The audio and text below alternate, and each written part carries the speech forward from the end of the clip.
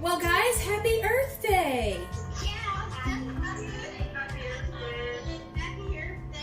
Okay, so I want to share, I put something into your assignments today.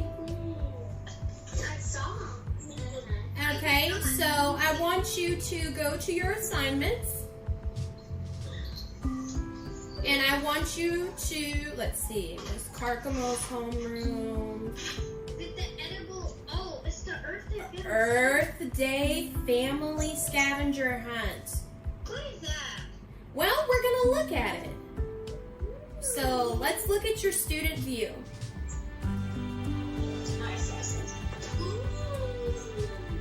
So it is a photograph activity. Oh, yay! Okay, so let's see, Mia, would you read what it says on instructions before you click on it?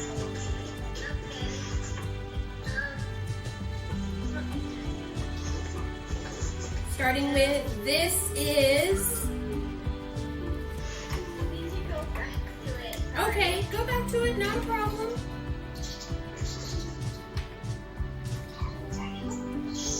Yes, so it is a Earth Day Family Scavenger Hunt. You can challenge your brothers or sisters with it. It says this is an optional amount of grade. Keep reading.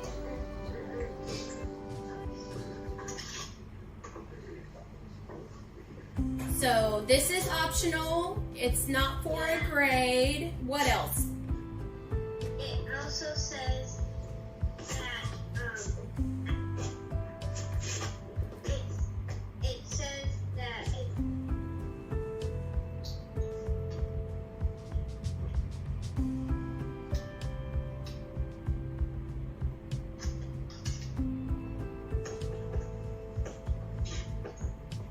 And this is strictly a 5th grade thing, so you should feel honored. I don't know of any other grade level doing an Earth Day scavenger hunt. really? Really. Looking for us. Okay, so let me go back and I'll share my screen with you. Are you having trouble?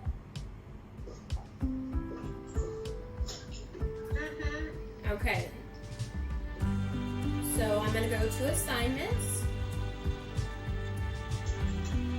And Miss Carcamo's homeroom.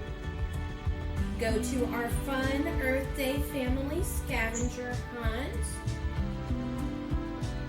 Student view. Okay, so look here. It says this is optional and not for a grade. This is for fun. Place all photographs in a Word document and upload when you have finished. I can't wait to see what you have found. Okay, so I'm giving you a full week to do this because I think the weather is going to be raining today. But I want to make sure you know what you're looking for. So let's open it and let's talk about what you're looking for. Okay. Here we go. So our topic's about conservation. Okay, so you're going to be looking outside and inside. You're going to need your device to take pictures. Okay, and you already know how to copy and paste them into it.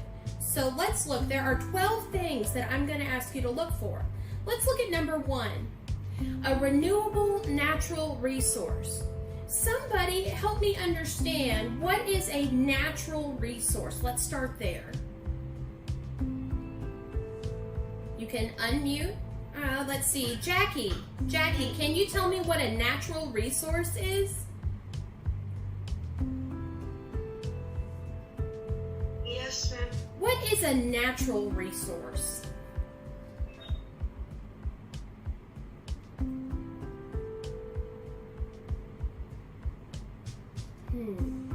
Natural.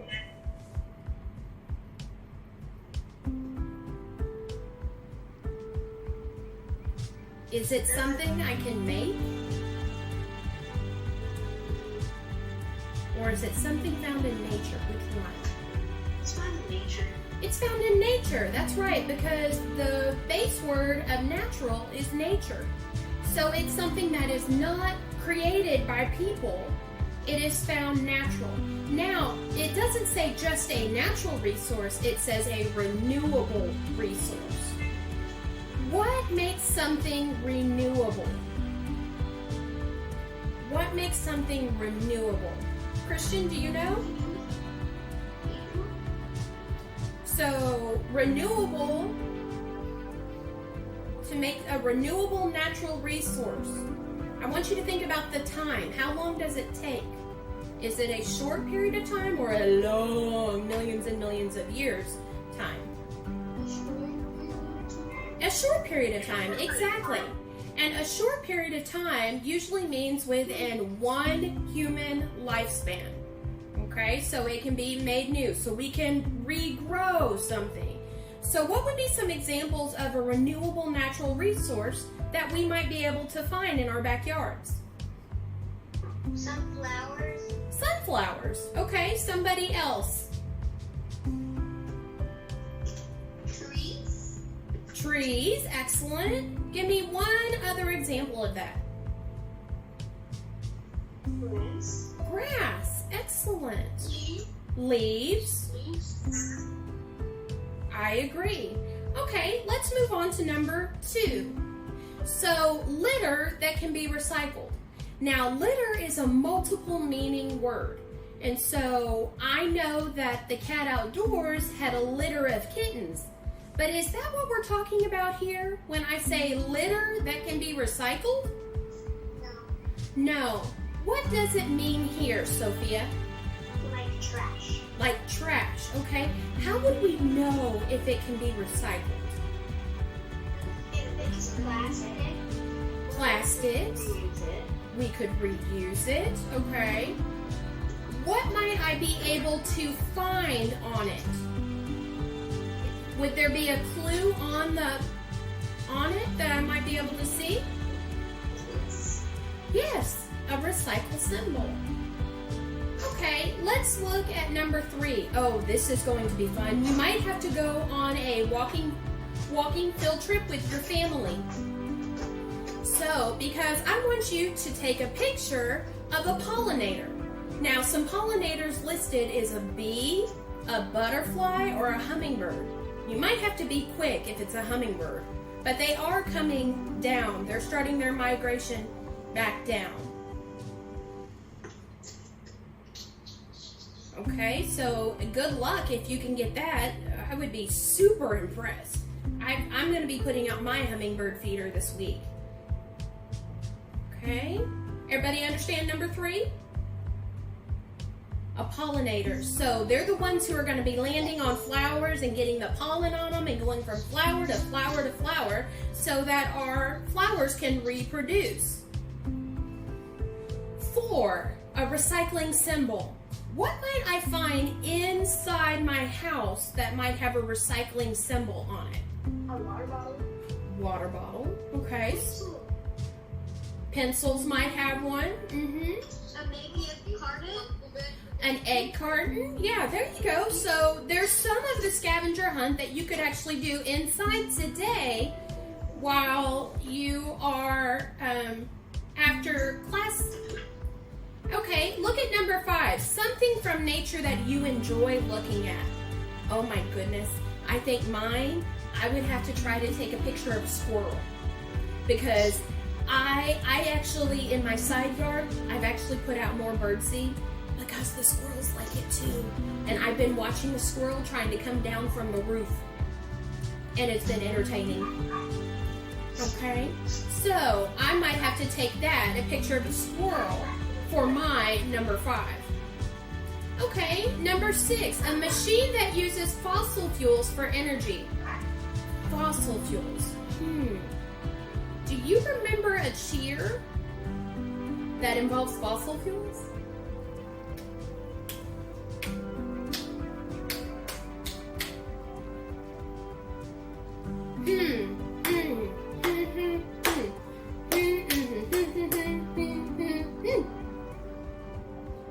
Who can tell me one of our fossil fuels?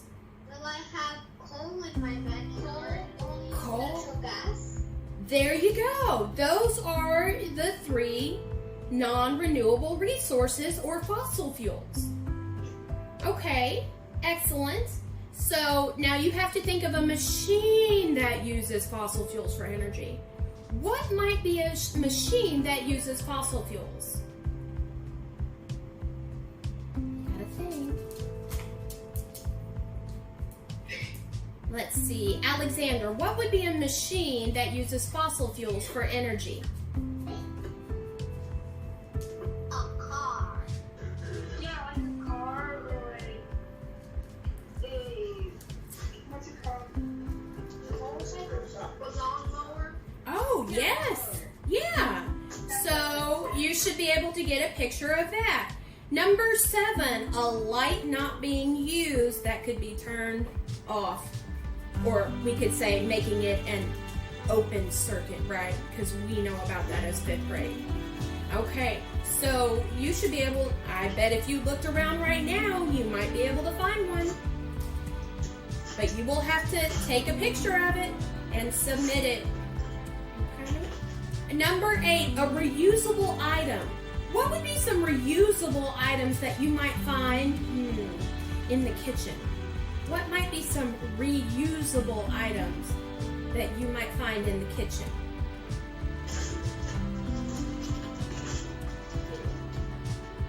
Well, food, we're going to consume it. What would be reusable? Plates. Plates made? A cup? Okay, excellent. Number 9, litter that can be composted. Now, composting is actually something that y'all could do because all you do is you mix grass, and does anybody know of some things that can be composted?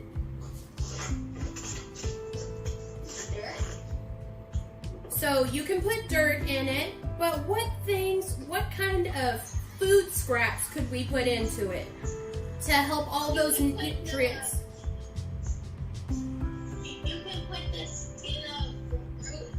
Yeah, so the banana peels, those kinds of things. Okay, great. So any raw vegetables or fruits, so your potato skins, if you're making mashed potatoes, can go into a compost pile. Because you know what? Our decomposers will eat that and actually return the nutrients to the soil. So if you want really good worms for maybe fishing later on, you could do a compost pile. Okay, I need everybody to mute. Thank you. Okay, so does everybody understand litter that can be composted? Can I put plastic in there?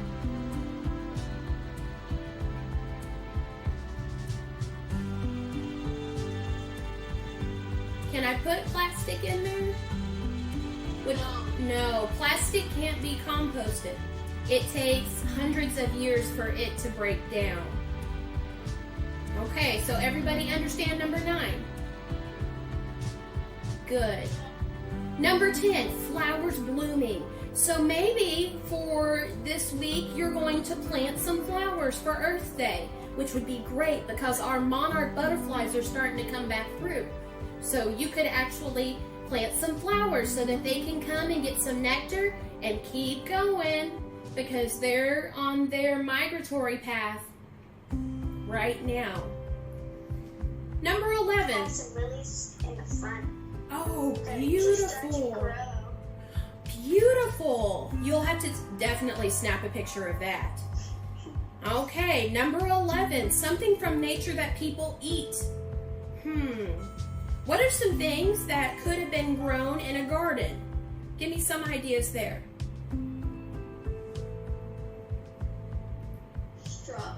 Strawberries, absolutely. Bell pepper. Ooh, yum. Sounds like the heat of making. That's what we're actually going to do today. Plant some bell peppers and tomatoes. Oh, what a great way to celebrate Earth Day. Okay, and number 12. This is what I love. Someone who thinks caring for the environment is important. So does that sound like a selfie?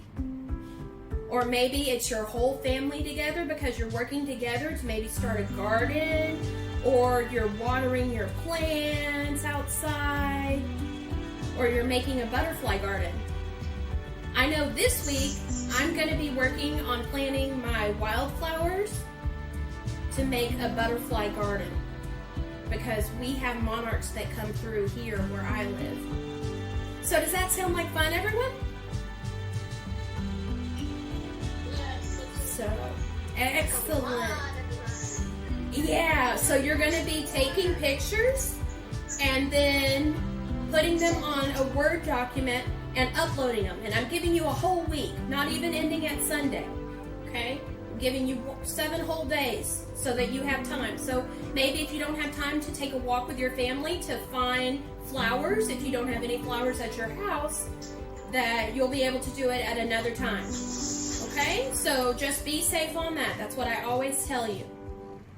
Okay, so let's move on. So today we're working on animal adaptations. I'm going to send you over to YouTube.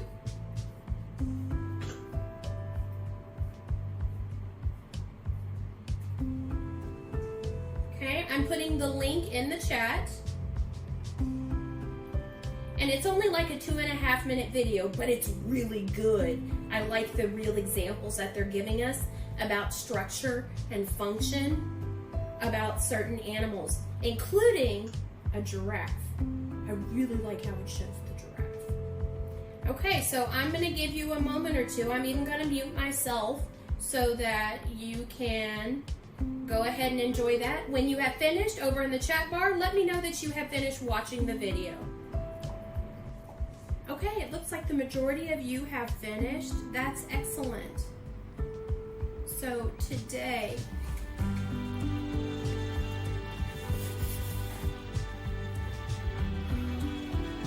we're going to be making a tree map. So I want you to go right on ahead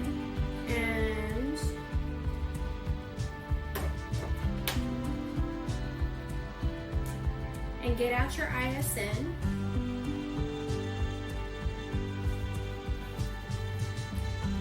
And we're going to be reading about the Arctic fox today. The Arctic fox. So we're going to look at some of those really tundra type areas, which is a frozen desert. And we're going to look at the adaptations he has there. Now we're going to be doing a tree map. Everybody remember how to do a tree map? I hope so. So I'm going to share mine with you, but you also have access to the animal adaptations in your assignments. Okay, so I'm going to be pulling that up. So assignments.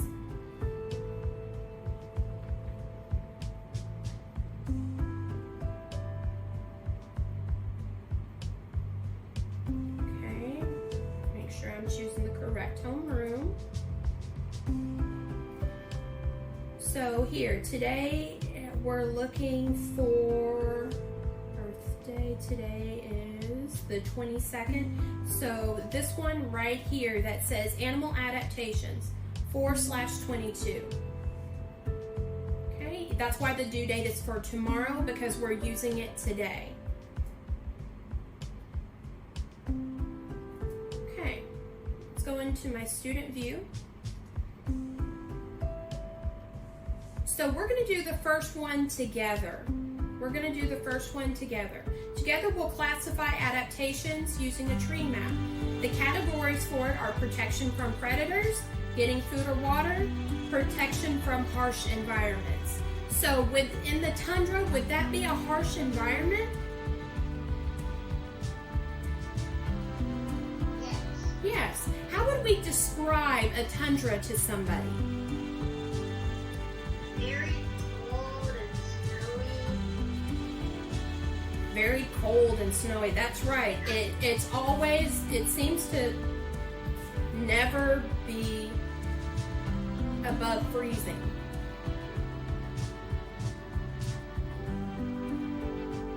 Okay, so we're just going to look at the very first reading part here. And so So we saw adaptation. Now, adaptation is a body part or a behavior that helps plant or animal survive in its environment. So notice I left some vocabulary in here for you, such as mimicry, camouflage, and hibernation, because those are going to be words that you see.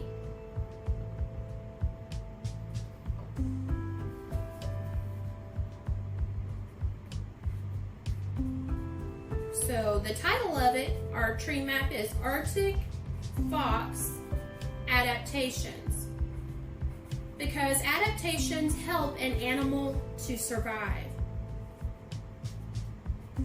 Not only survive, but also to reproduce so that there will still be that organism.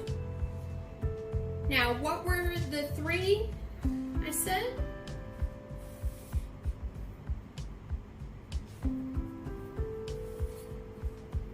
So our three categories, I'm going to change them out here. Go back to my blue. So what was the first category we said? Something that protects it from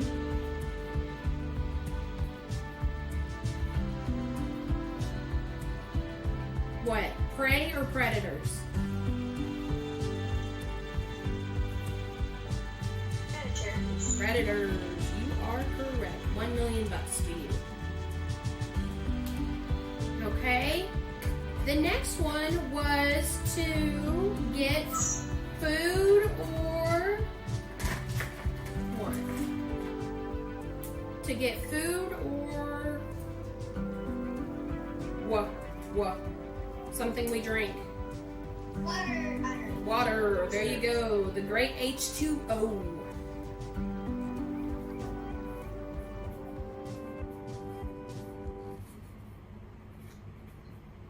Wait, what did you say? The green. H2O. It's the chemical symbol for water. Oh. What was the first one? Protects from predators. Okay, thank you. Okay, and the last one is to help survive. From harsh environments.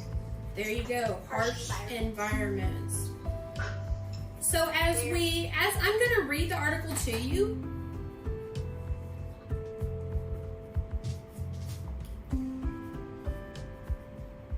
Ooh, the word environments is a long word.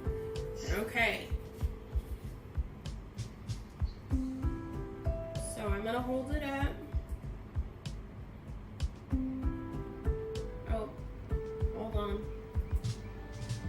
I do like this and I disappear.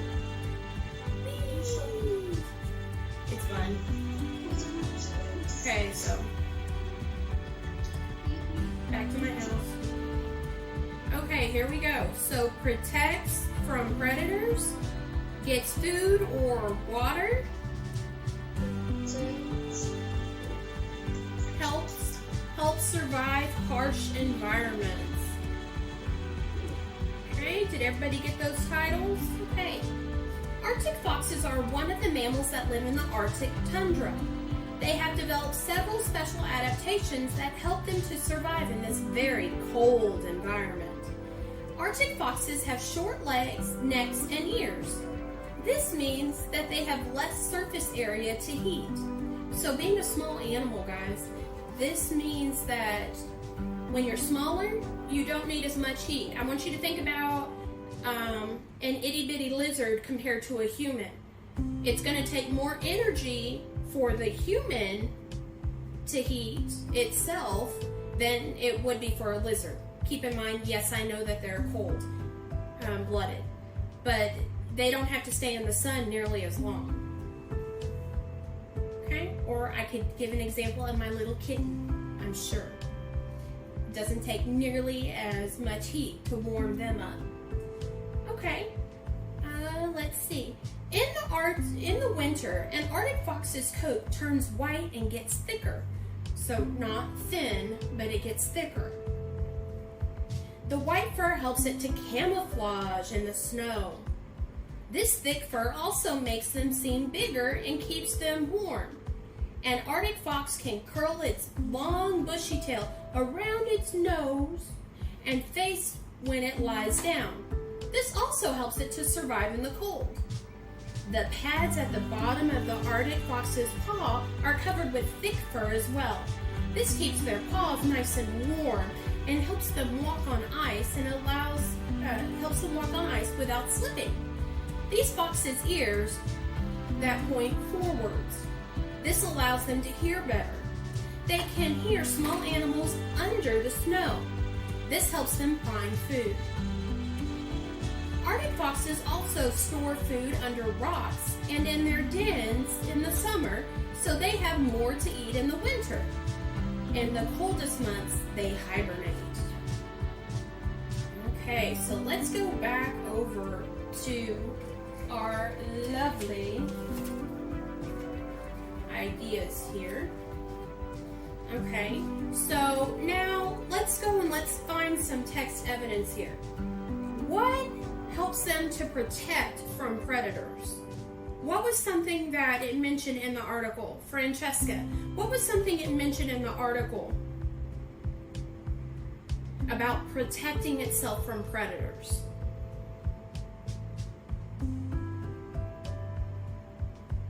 I like how you're going back to reread. That's why I made sure everybody had the copy. Yeah.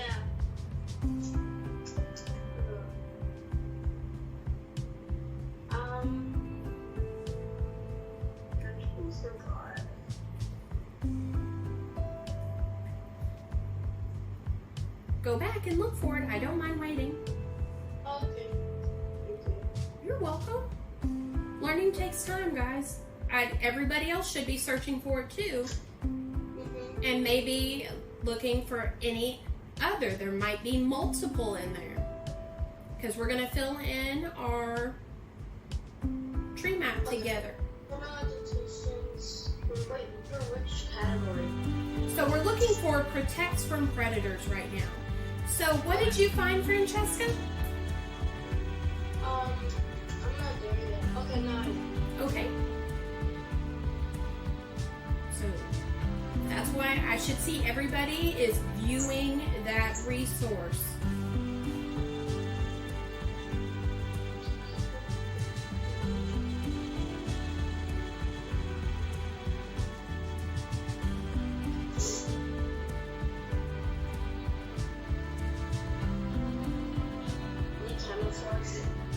Resist the snow.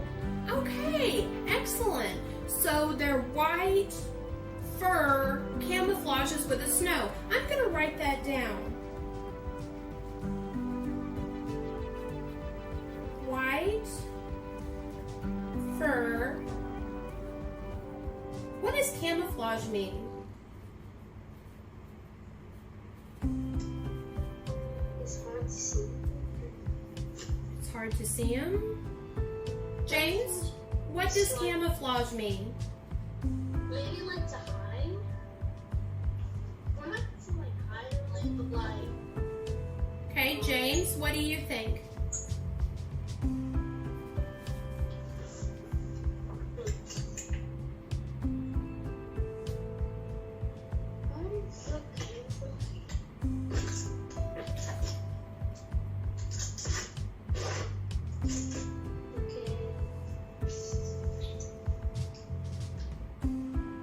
So, Joelle, what does camouflage mean?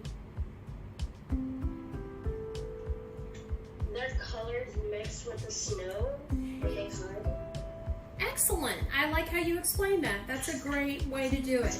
Okay, now let's look and scan for how does an Arctic fox get food? What adaptation does it have to get food?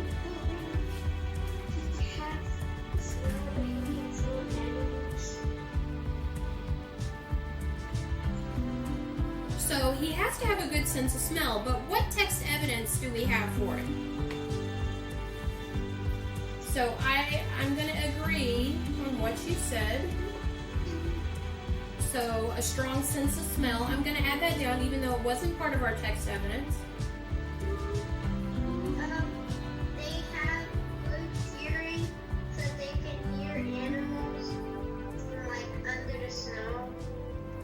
What about its ears? What was that structure? It has big ears. Is it big ears? Okay, I want to hear from Sebastian. What did it actually say in the text? Sebastian.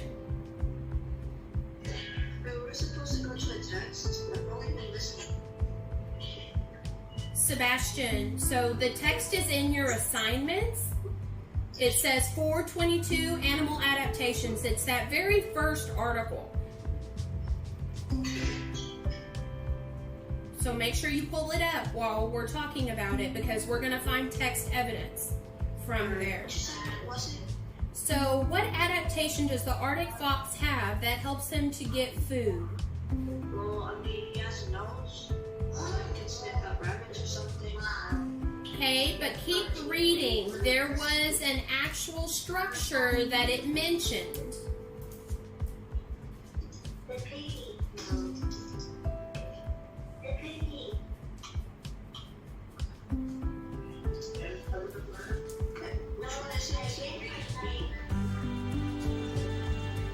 There's something.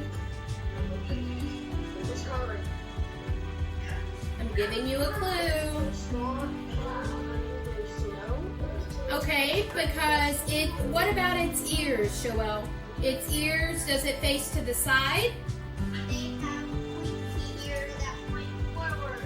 Pointy ears that point forward. Okay, so they have ears pointing forward. So it's in that very first article. Okay, so here we go. So they do have a strong sense of smell. I agree with that, even though it was not listed. But what they did list was about the ears pointing forward so that they could hear the other animals underneath the snow. Oh, I just found this. I was looking at celery. Oh, no. We're in teams, sweetie. We're in teams today. It's already. Okay. So now let's look about what helps it to survive in harsh climates. There were several things listed about it surviving in harsh climates. James, help us out.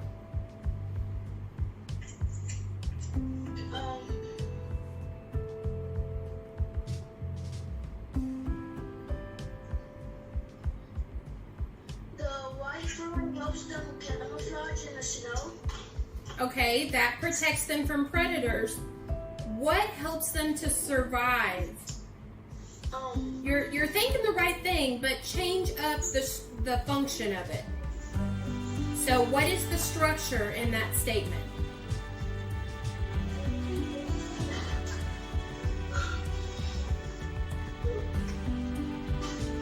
What does the Arctic fox have? Thin or thick? Thick fur. Good. So I'm going to write down having thick fur. Because having thick fur is going to help protect it from the snow. Okay, what was something else? Let's see. Alexa, what's something else? Yeah, he curls it around, Holson. Thank you. He curls his tail around.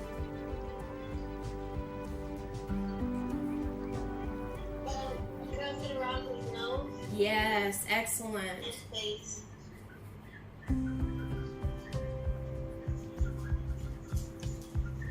I'm going to write that down. Okay, so we're running over just a little bit.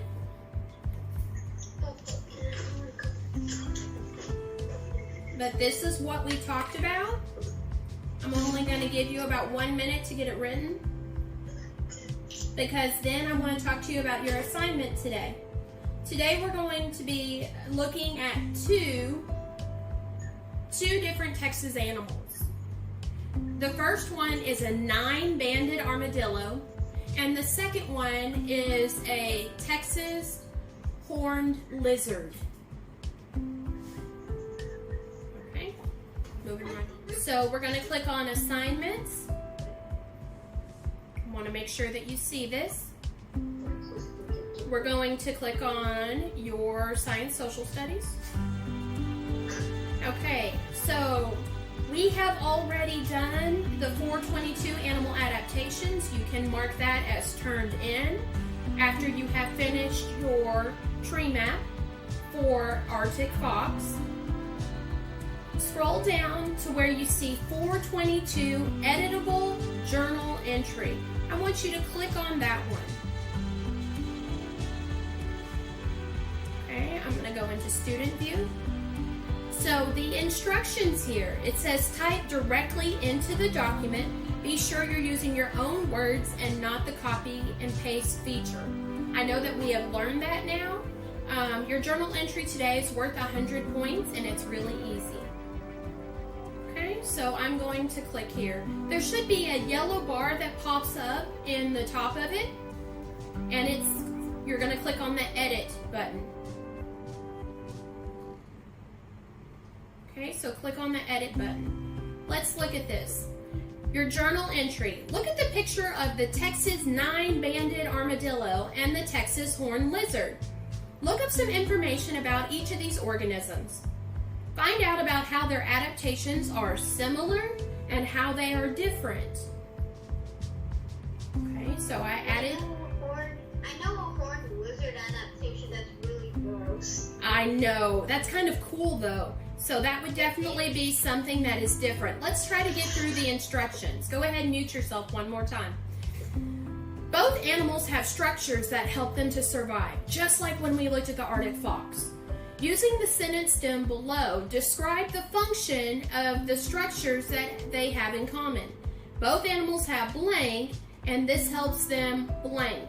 Now, you might be able to find at least two of these, two things that they might have in common.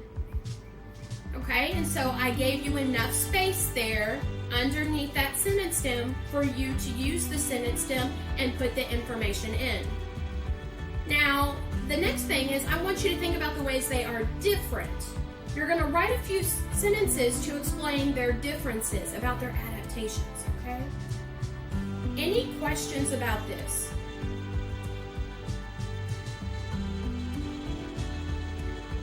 Okay, everybody understand? There's a button that says Edit Document.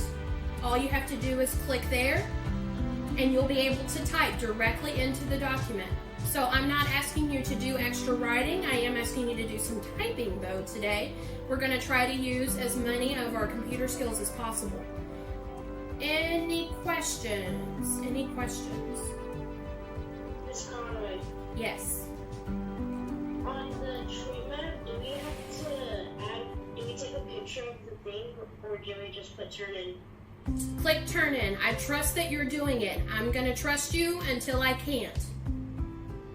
Okay, because that was something that we did together. If you want to go ahead and add work and put a picture up there, that's fine with me. But make sure that you click turned in because you have to make sure you finish it. Okay. Okay? Does everybody understand what they're doing? So we read the work that you helped us? That's the only thing that you do? So you click the turn in button on the animal adaptations, the one with the reading, to show me that you finished your tree map. Okay. Because we were classifying those adaptations. Because remember, those are some of the reasons why animals have adaptations. But you're going to look up, find some information on both of those Texas animals.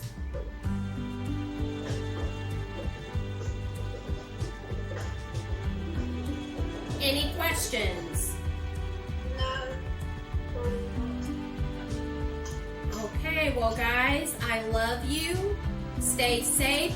Enjoy your scavenger hunt this week. And wash your hands. Bye, guys. Love y'all. Happy Earth Day.